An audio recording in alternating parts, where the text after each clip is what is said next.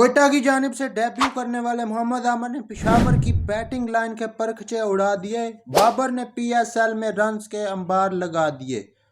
कराची के बुजुर्गों ने एक बार फिर अपने फैंस के दिल जला दिए।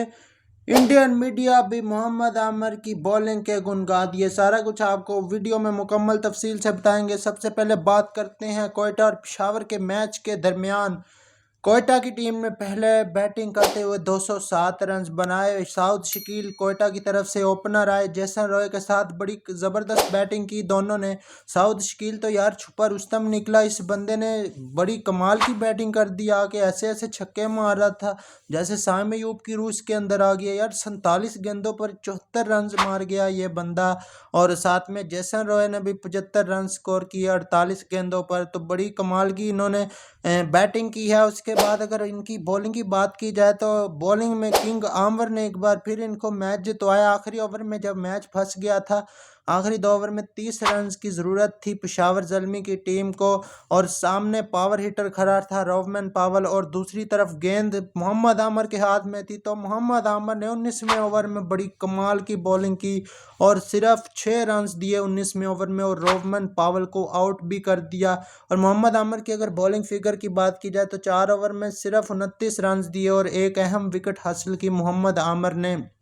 तो मोहम्मद आमर की आज इंडिया में भी तारीफ़ें हो रही हैं। इंडियन मीडिया भी ये कह रहा है कि मोहम्मद आमर को, जिस तरह की मोहम्मद आमर इस टाइम पे बॉलिंग कर रहा है, शाहीन और हारिस दोनों से बेहतर बॉलिंग कर रहा है। मोहम्मद आमर को T20 के वर्ल्ड कप स्क्वाड में शामिल करना चाहिए। आप लोगों की इस बारे में क्या राय है कि मोहम्मद आमर को वर्ल्ड कप स्क्वाड में शामिल करना चाहिए? मेरी तो राय बड़ी ये है कि मोहम्मद आमर को अब हमें वर्ल्ड कप खिला देना चाहिए, जिस तरह फैंस की डिमांड है और जिस तरह की हारिस रऊफ इस टाइम पे बॉलिंग कर रहा है। शाहीन भी अच्छी बॉलिंग फॉर्म में नहीं है, दोनों को इस टाइम पे मार पड़ रही है। एक मोहम्मद आमर है जो इस टाइम पे अच्छी बॉलिंग कर रहा है T20 के अंदर।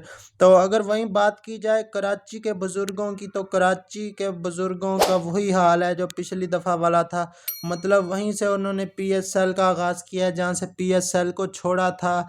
लेजेंड को सबको भर्ती किया हुआ है। लेजेंड लीग में खेलने वाले ये खिलाड़ी हैं यार। बुजुर्गों की टीम इन्होंने बनाई है, जो अच्छे खिलाड़ी हैं वो छोड़ छाड़ कर चले गए हैं यार।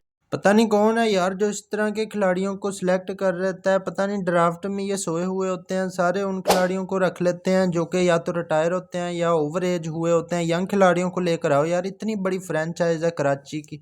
तो उम्मीद है कि आपको आज की हमारी वीडियो पसंद आई होगी। वीडियो अच्छी लगे हो यार तो लाइक कर देना, और चैनल को आप लोग सब्सक्राइब नहीं करते, वीडियो देख कर चले जाते हो, तो चैनल को लाजमी से सब्सक्राइब करके बेल के आइकॉन को प्रेस कर लेना ताकि आपको हमारी तमाम वीडियो का नोटिफिकेशन वक्त पर मिल सके। मिलते हैं नेक्स्ट वीडियो में। अल्लाह हाफिज़।